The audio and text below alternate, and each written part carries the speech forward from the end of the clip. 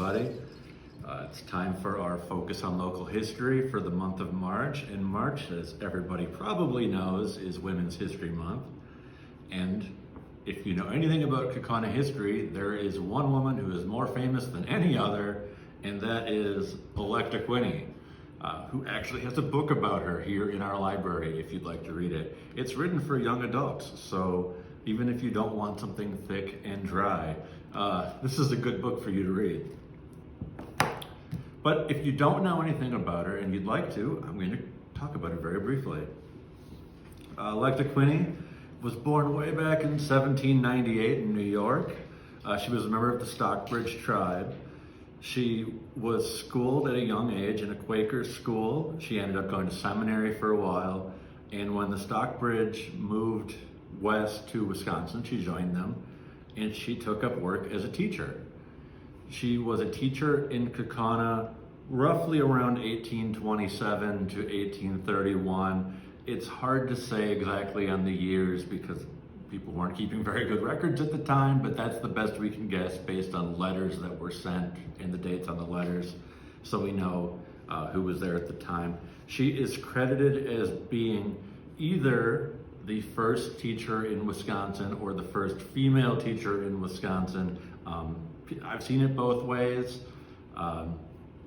There is some dispute about whether there was somebody there before her for a couple months who happened to be a man. So I guess if she doesn't get to be first teacher, she's still first female teacher.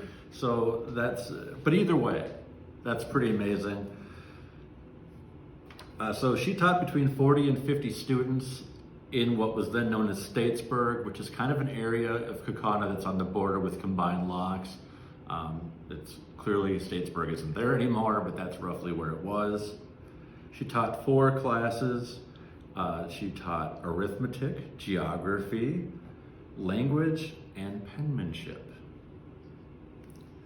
She eventually moved out west further to what was then known as Indian Territory, what we now know as Oklahoma.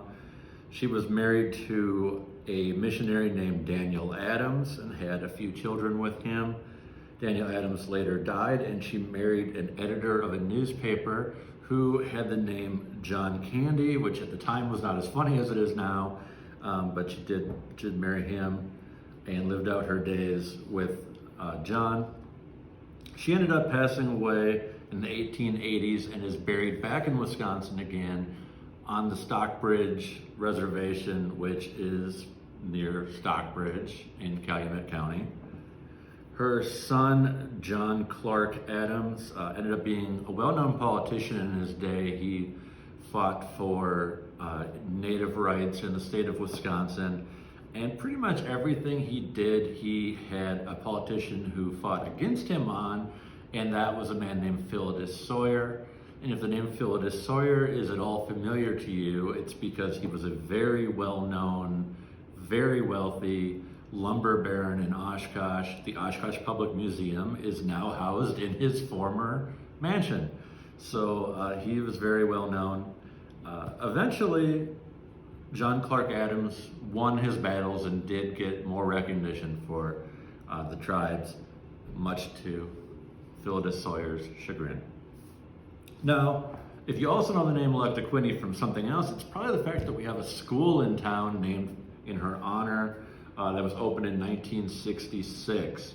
I was able to get a copy of the school board minutes from the time, and the school board had debates about what to name their new school.